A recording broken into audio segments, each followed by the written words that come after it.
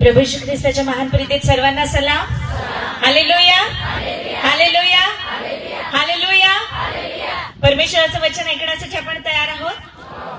आणि पवित्र शास्त्र आपल्याला सांगतं की जेव्हा आपण परमेश्वराचा आदर धरून, त्याचा भय धरून जेव्हा आपण त्याच्या चरणाजवळ येतो, तेव्हा परमेश्वराचं भय हे जीवनाचा प्रारंभ आहे. परमेश्वराचं भय ज्ञानाचा झरा आहे. आणि आज आपण त्याचं वचन ऐकायला इथं आलेलो असताना फक्त आपण इथं जमलेलो नाहीये, तर परमेश्वर देव स्वतः आपल्यामध्ये हजर आहे असा आपला विश्वास आहे का? प्रभू येशू आपल्यामध्ये आज उपस्थित आहे, आपला विश्वास आहे का? आणि पवित्र आत्मा आपल्यामध्ये आपला विश्वास आहे का? जर हो, तर आज परमेश्वराचं वचन ऐकत असताना, त्याचं जिवंत नाव इथे घोषित केलं जात असताना महान पराक्रमाची कृत्य पाहण्यासाठी तयार असा. Praise the Lord.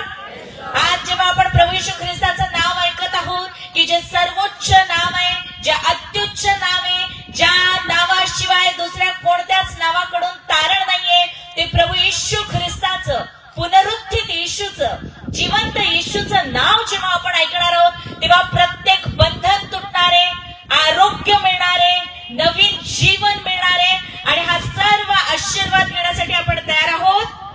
Praise the Lord. आपण परमेश्वराचं वचन ऐकूया आणि वचन ऐकण्याआधी आपण प्रार्थना करू. बापा, धन्यवाद देतो, उपकार स्तुती करतो, कारण तू महान आणि जिवंत परमेश्वर आहेस. तू राजांचा राजा, प्रभूंचा प्रभू आणि आमचा स्वर्गीय प्रेमळ पिता आहेस.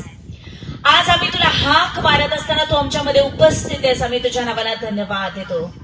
होय परमेश्वर देवा, तुझ्या महान सामर्थ्यानिशी आज तू आमच्यामध्ये उपस्थित आहे. आम्ही तुला धन्यवाद देतो. तू पवित्र आहेस, तू महान आहेस आणि तू आमच्यावर प्रीती करणारा जिवंत देव आहेस. आम्ही तुला धन्यवाद देतो.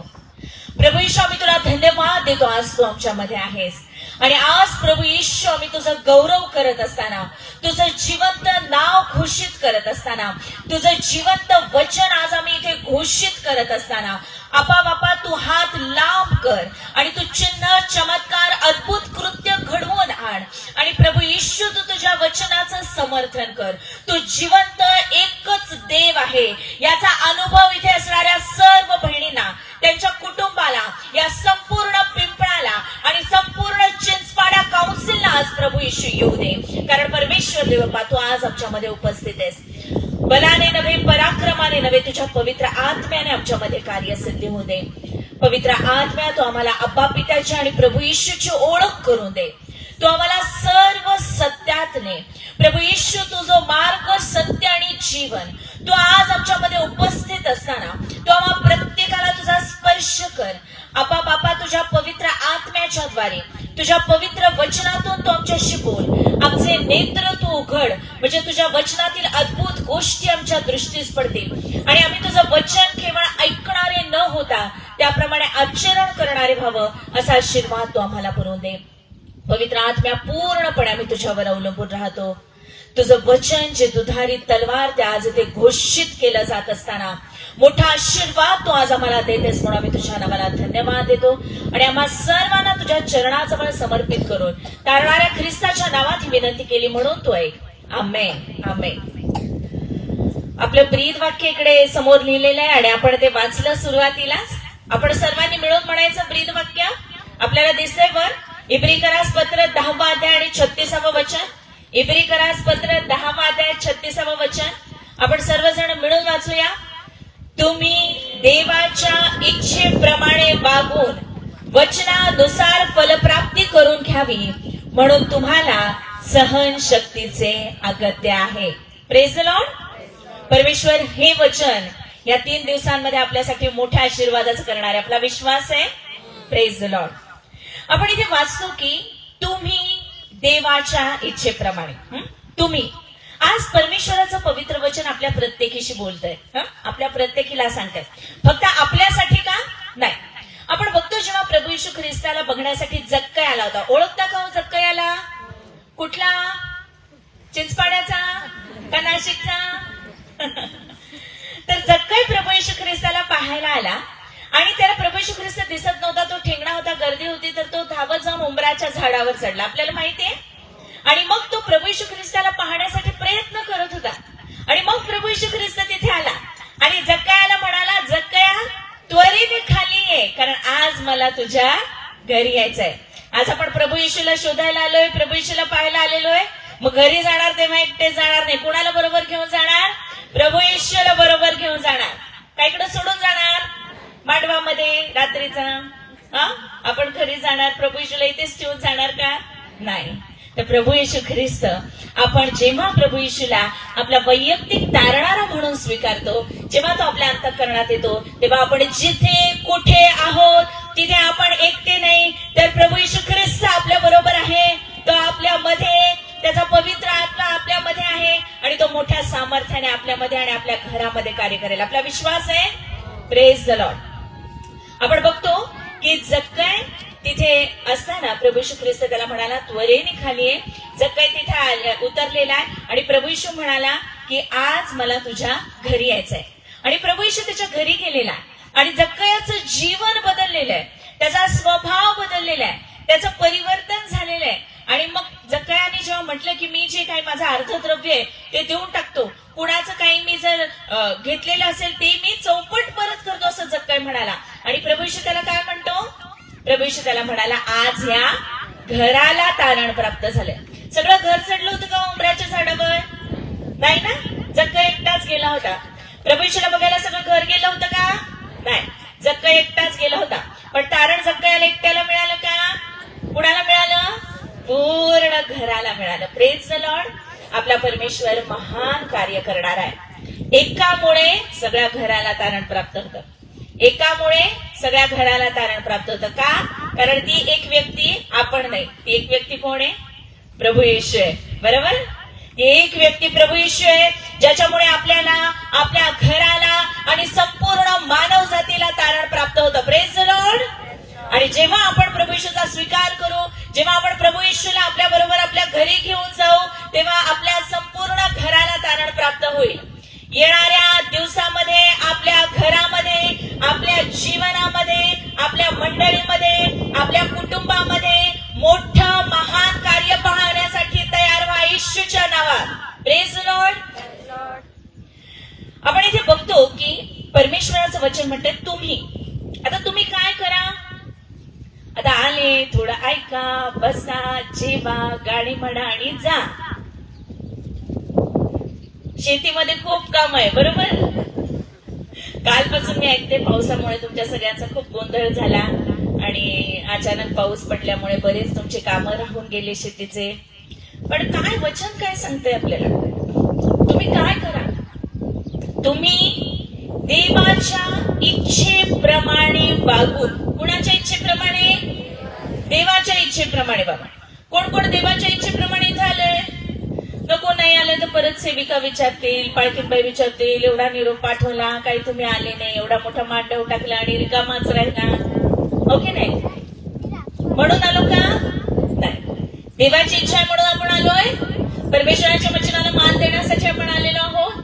मग पवित्र शास्त्र आपण आपल्याला सांगतं, जिथे परमेश्वराच्या वचनाला मान आहे, जिथे त्याच्या इच्छेला मान आहे, जिथे पवित्र आत्म्याचा सन्मान केला जातो, तिथे महान पराक्रमाची कृत्य होतात. परमेश्वर स्वतः उपस्थित राहतो आणि जगाची उलथापालथ करणाऱ्या सेविका तो इथून निर्माण करेल. आपला विश्वास आहे. Praise the Lord. देवाची स्तुती असो.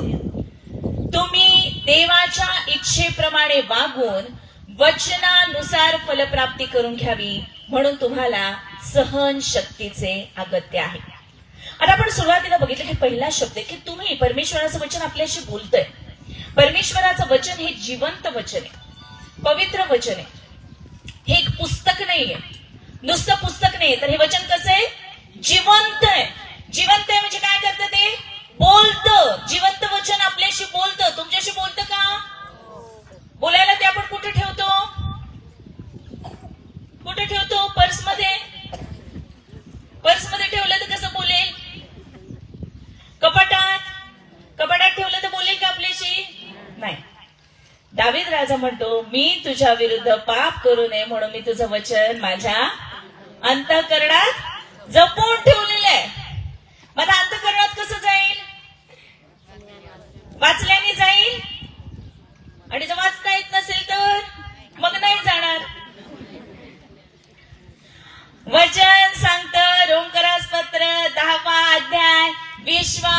वार्तेने आणि वार्ता देवाच्या वचनाद्वारे होते, देवाचं वचन ऐकल्याने होते. Praise the Lord. म्हणून आज जेव्हा परमेश्वराचं वचन आपल्याशी बोलतंय तेव्हा देवबाप आपल्याला सांगतो, त्याचं वचन आपल्याला सांगते की तुम्हाला कोणी शिकवण्याची गरज नाही, कारण देवाचा जो अभिषेक, जिवंत देवाचा जो अभिषेक, पवित्र आत्मा तो तुमच्यामध्ये वस्ती करतो आणि तो तुम्हाला सर्व काही शिकवेल. Praise the Lord. पवित्र आत्मा आपल्याला शिकवतो, पवित्र आत्मा आपल्याला संपूर्ण सत्यात नेतो आणि पवित्र आत्मा आपल्या बरोबर सदा सर्व काळ आहे, म्हणून तो आपल्याला सदा सर्व काळ शिकवू शकतो. Praise the Lord. त्याच्यासाठी फक्त महिला संमेलनात 3 दिवस आलं तर शिकायला मिळेल असं नाही, फक्त रविवारी चर्चला आलं तर शिकायला मिळेल असं नाही, फक्त महिला सभेला आलं तर शिकायला मिळेल असं नाही. पण जर खरंच देवाची ओळख करून घ्यायची आहे, प्रभू येशूला ओळखायचं आहे, तर वचन उघडा, वाचा, ऐका, कारण विश्वास वार्तेने आणि वार्ता देवाच्या वचनाद्वारे होते. जितकं आपण वचन ऐकणार तेवढं ते आपल्या अंतःकरणात जाणार, जेवढं वचन आपल्या अंतःकरणात जाणार तेवढं आपण विश्वासामध्ये मजबूत होणार, जितकं आपण विश्वासामध्ये मजबूत होणार तितकं आपण देवाच्या राज्यासाठी विजयी योद्धे म्हणून तयार होणार. Praise the Lord. आणि प्रभू येशू म्हणतो, जे अंतःकरणात आहे ते मुखावाटे बाहेर पडतं. मग जर इतकं वचन अंतःकरणात भरलेलं असेल, जर पवित्र आत्मा आतमध्ये आहे, तर मग जेव्हा तोंड उघडणार तेव्हा काय निघणार? भांडण निघेल का? काय निघेल? वचन निघेल, आशीर्वाद निघेल.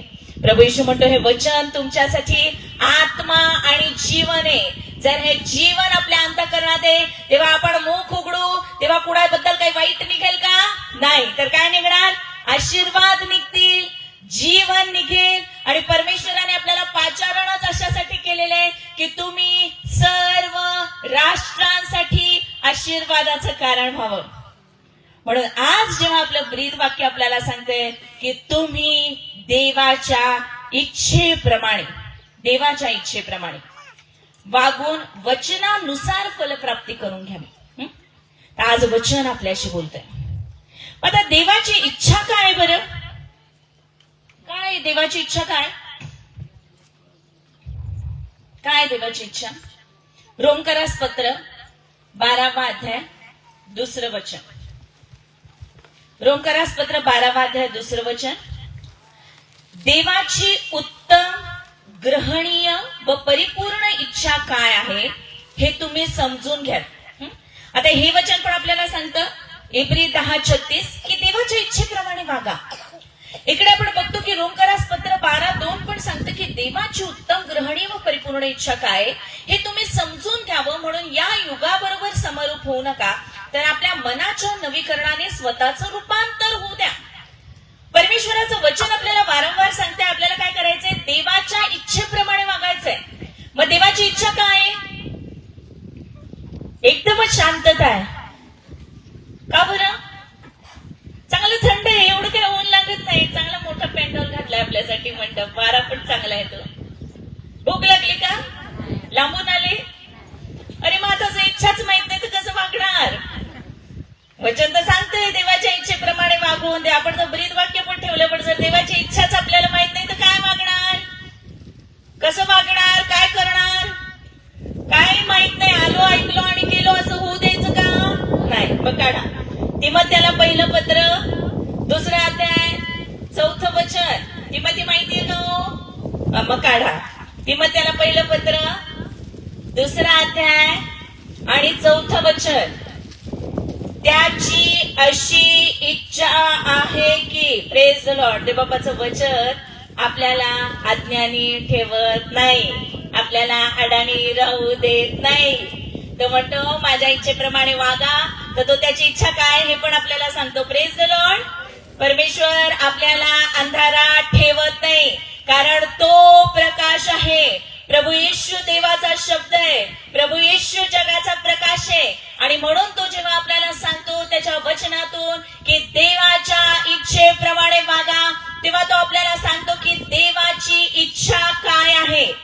तिमोथेला पहिलं पत्र 2रा अध्याय 4थं वचन. त्याची अशी इच्छा आहे की सर्व माणसांचे तारण व्हावे. अरे किती सोपं होतं आणि माहित नव्हतं. आता कळलं. कळली देवाची इच्छा काय आहे? सर्व माणसांचं तारण व्हावं व त्यांनी सत्याच्या परिपूर्ण ज्ञानाप्रत पोहोचावं अशी देवाची इच्छा.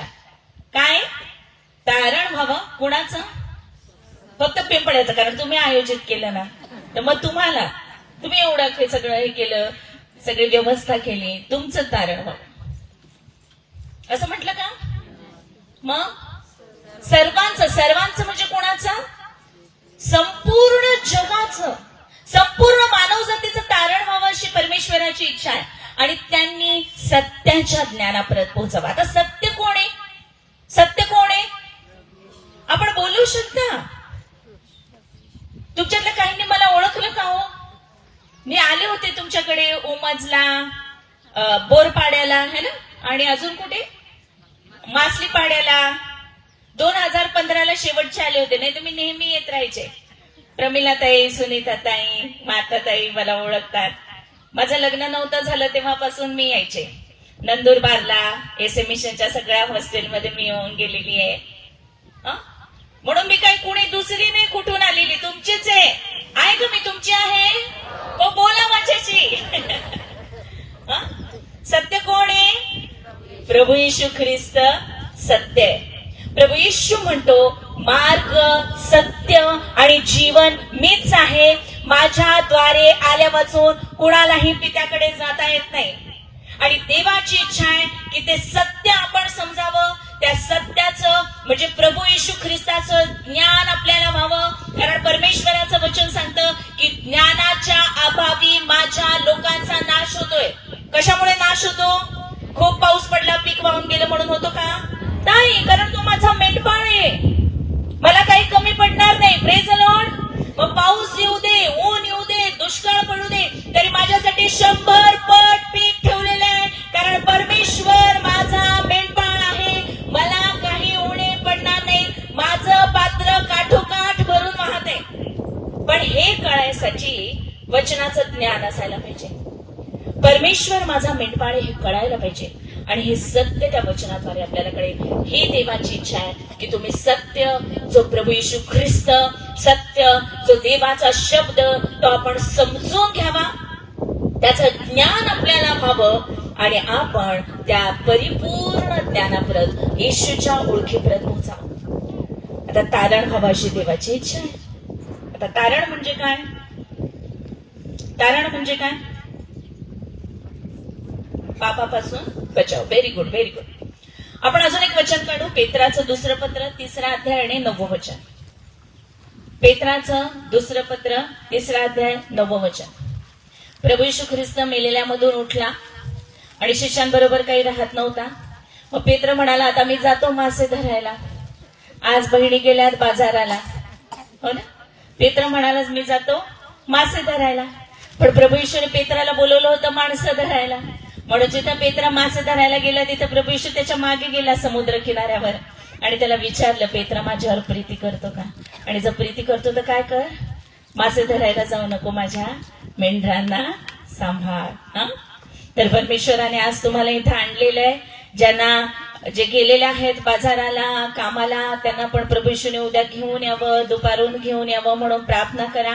आपण फक्त आपणच आशीर्वाद मिळून घरी जायचं नाहीये. तर आपल्याला सांगितलेलं की तुम्ही राष्ट्रासाठी आशीर्वादाचं कारण व्हाल. निदान आपण आपल्या आज काउन्सिलसाठी तरी आशीर्वादाचं कारण होऊया. आपण अधिक महिलांना, आपल्या बहिणींना घेऊन येऊया. ज्यांना प्रार्थनेची गरज आहे, ज्यांना वचन ऐकण्याची गरज आहे, ज्यांना आरोग्याची गरज आहे, अशा सगळ्यांना आपण घेऊन येऊया. आणि परमेश्वर जो मोठा आशीर्वाद या 3 दिवसांमध्ये आपल्याला देणार आहे, ह्या आशीर्वादामध्ये आपण सगळे सहभागी होऊया. आणि तो जो पेत्र, जो मासे धरायला निघून गेला होता, प्रभू येशूने त्याला पुन्हा बोलवून आणलं. आणि आता तो पेत्रच लिहितोय. पेत्राचं दुसरं पत्र 3रा अध्याय आणि 9वं वचन. कित्येक लोक ज्याला विलंब म्हणून म्हणतात, त्याचा विलंब प्रभू आपल्या वचनाविषयी करीत नाही, तर तो तुमचे धीराने सहन करतो. कोणाचा नाश व्हावा अशी त्याची इच्छा नाही, तर सर्वांनी पश्चाताप करावी अशी आहे. Praise the Lord. देवबापाची काय इच्छा आहे? की सगळ्यांचं तारण व्हावं आणि सगळ्यांनी पश्चाताप करावा. कोणाचा नाश व्हावा अशी त्याची इच्छा आहे का? नाही. तर संपूर्ण जगाला, संपूर्ण मानव जातीला तारण प्राप्त व्हावं आणि संपूर्ण मानव जातीने पश्चाताप करून पापाची क्षमा मिळवून तारण मिळवून प्रभू येशू ख्रिस्तावर विश्वास ठेवावा अशी देवाची इच्छा आहे. मग का बरं आपल्याला तारणाची गरज आहे? तारण तर व्हायला पाहिजे, बरोबर? तारण व्हायला पाहिजे. तारण होण्यासाठी पश्चाताप करण्याची गरज आहे. पश्चाताप म्हणजे काय? पापापासून काय मुक्ती मिळवायची. कशी मिळवायची? पश्चाताप म्हणजे पापापासून मुक्ती मिळवायची. पापापासून मुक्ती मिळवायची म्हणजे काय करायचं? पश्चाताप करायचा. पण करायचं काय नेमकं? पश्चाताप म्हणजे पाप कबूल करून ते सोडून द्यायचं. पाप कबूल करायचं, सोडून द्यायचं आणि दुसरं पाप करायचं नवीन, बरोबर? मग ते पण कबूल करून सोडून द्यायचं, मग तेच करायचं. असं आहे का? पश्चाताप म्हणजे जी पापी मनोवृत्ती आहे, पापाची जी भावना आहे, पापाची जी गिल्ट आहे, पापी स्वभाव जो आहे त्याच्यापासून फिरणं. पापी स्वभावापासून फिरणं आणि कुठं फिरणं? प्रभू येशू ख्रिस्ताकडे वळणं, प्रभू येशू ख्रिस्ताकडे येणं, जिवंत देवाकडे येणं, पापाला नाही म्हणणं आणि प्रभू येशू ख्रिस्ताकडे वळणं. मग का बरं आपल्याला तारणाची आणि पश्चातापाची गरज आहे? आणि का बरं पश्चाताप केल्याशिवाय आपल्याला तारण मिळत नाही? आपण बघतो उत्पत्तीच्या पुस्तकामध्ये प्रारंभी देवाने आकाश आणि पृथ्वी निर्माण केली आणि परमेश्वर देवाने कसं निर्माण केलं? शब्द बोलला आणि निर्माण झालं. प्रभू येशू ख्रिस्त परमेश्वर देवा शब्द बोलला आणि त्या शब्दाच्या द्वारे सर्व निर्मिती झाली. पुढे आपण बघतो की परमेश्वराने आदाम आणि हवेला निर्माण केलं आणि त्यांना आशीर्वाद दिला. माहितीये का? आदाम हवा कुठे राहायचे? एदेन बागेत. नक्की. तर मग त्या आदाम आणि हवेला निर्माण केल्यावर परमेश्वराने त्यांना काय केलं? आशीर्वाद दिला. तुम्ही काय करा? सत्य खाली आणा. काय सांगितलं? सत्य खाली आणा म्हणजे काय करा? अधिकार करा पृथ्वीवर. काय करायला सांगितलं? अधिकार. अधिकार दिला माणसाला. कळतंय आपल्याला? काय दिलं माणसाला? अधिकार दिला. परमेश्वराने मानवाला निर्माण का केलं? नुसतं गाणे गाऊन घरी जायसाठी का? नाही. कशासाठी केलं निर्माण? अधिकार. देवाचा अधिकार दिला मानवाला. आणि काय सांगितलं? संपूर्ण सृष्टीवर, संपूर्ण निर्मितीवर काय कर? अधिकार कर. आपण काय करतो? अधिकारात जगतो का आपण? नाही. नाही जगत ना अधिकारात. का जगत नाही आपण ते समजून घेऊया. परमेश्वराने मानवाला निर्माण केलं, मानवाला अधिकार दिला की परमेश्वराने त्याच्या प्रतिरूपाचं असं आपल्याला निर्माण केलं, प्रतिरूपाचा मानव निर्माण केला आणि त्याला सांगितलं की सत्ता आणि अधिकार तुला देतो. आधी सत्ता दिली, अधिकार दिला आणि मग जेवण दिलं. मग म्हणाले की हे जे सगळं सृष्टीतलं आहे ते तुझं अन्न आहे, हे सगळ्या वनस्पती तुझं अन्न आहे. आधी काय दिला? अधिकार दिला. मग काय दिलं? अन्न दिलं. पण जेव्हा माणूस पापात पडला तर काय केलं? याकोब आणि एसाव माहिती आहे आपल्याला? अन्नासाठी काय केलं? अधिकार विकून टाकला. माहिती आहे आपल्याला? पण देवाने काय दिलं? आधी अन्न दिलं का आधी अधिकार दिला? अधिकार. आधी तो अधिकार महत्वाचा आहे. कोणता अधिकार? देवाची मुलं होण्याचा अधिकार. त्याचं राज्य, त्याचं नीतिमत्व मिळवण्यासाठी झटा, त्याच्याबरोबर बाकी सर्व गोष्टी तो देईल. आता दिसत तर नाही बा कुठं कुठं सोय केली जेवणाची, कुठं तयार केली काय दिसत तर नाही. पुढे आहे. का पुढे केली? कारण इकडंच फोडणी दिली असते तर अर्ध लक्ष फोडणीकडं आणि अर्ध वचनाकडे, बरोबर? चांगलं केलं, थोडं पुढे केलं. अधिकार महत्वाचा आहे. जेव्हा तो आपण अधिकार समजू की आपण देवाची मुलं आहोत, जिवंत देवाची लेकरं आहोत, त्यानंतर आपल्याला बाकी सर्व गोष्टी मिळतील असं परमेश्वराचं वचन आपल्याला सांगतं. परमेश्वराने मानवाला निर्माण केलं, आदाम हवेला निर्माण केलं, त्यांना सत्ता दिली, त्यांना अधिकार दिला. पण पुढे आपल्याला वचन सांगतं की उत्पत्तीच्या 3ऱ्या अध्यायामध्ये आपल्याला पाहायला मिळतं की कोण आला तिकडे? सैतानाला, सर्पाला. आणि त्याने काय केलं? हवेला बुरळ घातली, फसवलं तिला आणि तिला आज्ञा मोडायला सांगितली. हवेने आज्ञा मोडली, आदामाने आज्ञा मोडली, दोघांनी परमेश्वराची आज्ञा मोडली. जे फळ खाऊ नका म्हणून सांगितलं होतं ते फळ त्यांनी खाल्लं आणि त्या क्षणी त्यांनी पाप केलं. म्हणजे देवाची आज्ञा मोडली आणि ते परमेश्वराच्या सहवासातून दूर झाले. का? कारण परमेश्वर पवित्र आहे. परमेश्वराने माणसाला निर्माण केलं होतं त्याच्या सहभागितेत राहण्यासाठी, त्याच्यावरील विश्वासात, त्याच्या सत्तेमध्ये राहण्यासाठी आणि परमेश्वराच्या वतीने ती सत्ता आणि अधिकार सृष्टीवर चालवण्यासाठी. पण मग जेव्हा मानवाने पाप केलं, मानव देवाच्या सहवासातून दूर गेला, सहभागितेतून दूर गेला, तेव्हा त्याचा तो अधिकार पण निघून गेला. तो अधिकार कोणी घेतला? चोरून सैतानाने घेतला. ठाऊक आहे आपल्याला? मानवाला अधिकार दिला होता, तो अधिकार कोणी घेतला? सैतानाने घेतला. कसा घेतला तो अधिकार? फसवून घेतला. कसं? आपण बघतो जेव्हा प्रभू येशू ख्रिस्ताच्या अरण्यात परीक्षा झाली तेव्हा सैतान त्याला काय म्हणतो? माझ्या पाया पड, म्हणजे हे सगळं मी तुला देईल, हा सगळा अधिकार माझा आहे. त्याचा आहे का अधिकार? नाही. अधिकार आणि सत्ता परमेश्वराची आहे. तो अधिकार आणि ती सत्ता परमेश्वराने माणसाला दिली होती, आदाम हवेला दिली होती. पण आपण बघतो की आदाम हवेने पाप केलेलं आहे आणि ते परमेश्वराच्या सहवासातून आणि त्याच्या सहभागितेतून दूर गेलेले. तेव्हा सैतान जो लबाड आणि लबाडीचा बाप, त्याने लबाडीने फसवून ही सत्ता मानवापासून हिरावून घेतली आणि मानव जो अधिकार करणारा तो काय झाला? गुलाम झाला. पापाचा गुलाम झाला, शापांचा गुलाम झाला, सैतानाचा गुलाम झाला आणि गुलामगिरीत जीवन जगू लागला. रोमकरास पत्र 5वा अध्याय आणि 12वा वचन सांगतं. रोमकरास पत्र 5वा अध्याय आणि 12वा वचन. एका माणसाच्या द्वारे जगात पाप शिरले आणि पापाच्या द्वारे मरण शिरले आणि सर्वांनी पाप केल्यामुळे सर्व माणसांमध्ये अशा प्रकारे मरण पसरलं. एकाने पाप केलं आणि त्या पापाचा परिणाम जे मरण ते सर्वांमध्ये पसरलं. आपल्याला समजतंय? आपण शिकतोय काही? आपल्याला मरायसाठी निर्माण केलेलं होतं का? नाही. पण सैतानाच्या सत्तेखाली जाऊन माणूस पापात पडला. पापाचं वेतन जे मरण, आपल्याला सांगतं वचन रोमकरास पत्र 6वा अध्याय आणि 23वा वचन. पापाचं वेतन मरण आहे. आणि रोमकरास पत्र 3रा अध्याय आणि 23वा वचन सांगतं रोम 3:23. सर्वांनी पाप केले आहे आणि ते देवाच्या गौरवाला ओणे पडले. आपण बघतो की मानवाने पाप केलं आणि मग जसा मानव वाढत गेला तसं पाप वाढत गेलेलं आहे. पापाची सत्ता वाढत गेलेली आहे, मरणाची सत्ता वाढत गेलेली आहे आणि सर्व जगामध्ये हे पाप पसरलेले आहे. संपूर्ण मानव जातीमध्ये हे पाप पसरलेले आहे. वचन सांगतं की सर्वांनी पाप केलेले आहे आणि ते देवाच्या गौरवाला ओढे पडलेले. परमेश्वर देवाने वारंवार प्रयत्न केला मानवाला निवडून घेण्याचा, बोलवण्याचा, पण मानवाने काय केलं? वारंवार हट्ट केला, परमेश्वराच्या इच्छेविरुद्ध केला, कुरकुर केली, बंडखोरी केली. परमेश्वराने अब्राहमाला निवडून घेतलं, इस्रायल राष्ट्राला निवडून घेतलं त्याचे लोक होण्यासाठी. पण आपण काय बघतो की इस्रायल लोक जेव्हा मिसर देशातून निघाले तेव्हा त्यांनी काय केलं? रानामध्ये कुरकुर केली. काय कुरकुर केली? हो ना? की जो अधिकार दिला होता त्या अधिकारातून बाहेर निघाले आणि आता कुरकुर कशाबद्दल? खाण्यापिण्याबद्दल. परमेश्वराच्या आशीर्वादात ते चालले होते. परमेश्वर स्वतः त्यांच्या बरोबर चालला होता, पण कुरकुर कशाबद्दल? खाण्यापिण्याबद्दल.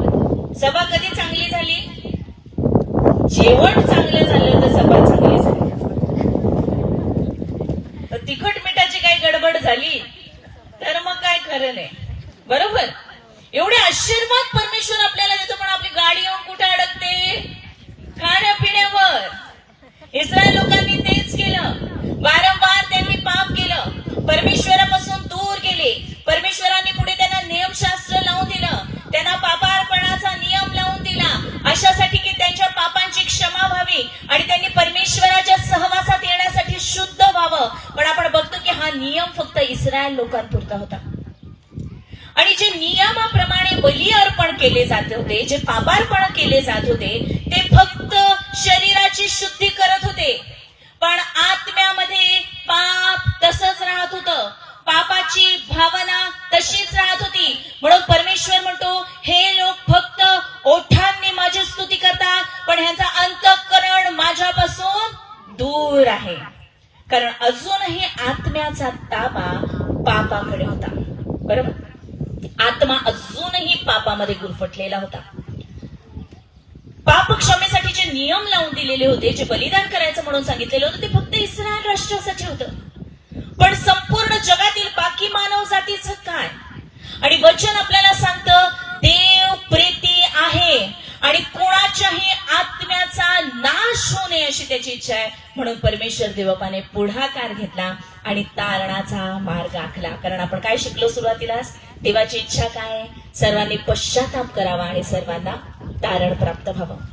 त्या तारणाची गरज काय, पश्चातापाची गरज काय आपण बघितलं. कारण पापी स्वभाव जो आपल्यामध्ये, की जो आपल्याला वारंवार पाप करण्यासाठी भाग पडतो, ज्या देहामध्ये आपण आहोत, पापी देहामध्ये आहोत, ते शरीर आपल्याला वारंवार पाप करायला भाग पडतं. आणि म्हणून हे पापाची सत्ता एकदाचीच नाहीशी करण्यासाठी, हा जो पापाचा स्वभाव आहे, पापाची जी वृत्ती आहे, ती एकदाचीच संपून टाकण्यासाठी देवाने पुढाकार घेतला. आणि योहान 3:16 आपल्याला सांगतं, जिवंत देवाचं वचन, योहान 3:16, देवाने जगावर एवढी प्रीती केली. Praise the Lord. जगावर प्रीती केली. विशिष्ट जाती धर्माच्या लोकांवर प्रीती केली नाही. प्रभू येशू ख्रिस्ती धर्म स्थापन करायला आला नाही. आणि जर प्रभू येशूने ख्रिस्ती धर्म स्थापन केला नाही, तर आपण कोणाचं धर्मांतरण करू शकतो का हो? नाही. कारण प्रभू येशू हा धर्म बदलणारा देव नाही. प्रभू येशू हा जीवन बदलणारा देव आहे. Praise the Lord.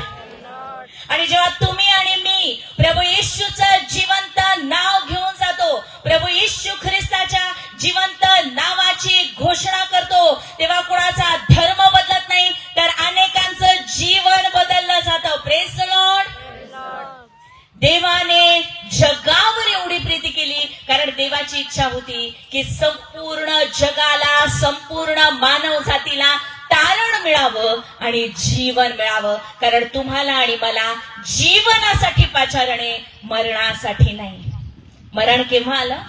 जेव्हा पाप आलं तेव्हा मरण आलं. आणि म्हणून त्या मरणाला नाहीस करण्यासाठी, पापाला नाहीस करण्यासाठी, सैतानाला हरवण्यासाठी, एकदाच त्याला चित करण्यासाठी प्रभू येशू ख्रिस्त आला. आणि देवाचं वचन सांगतं, देवाने जगावर एवढी प्रीती केली की त्याने आपला एकुलता एक पुत्र प्रभू येशू ख्रिस्त दिला. Praise the Lord.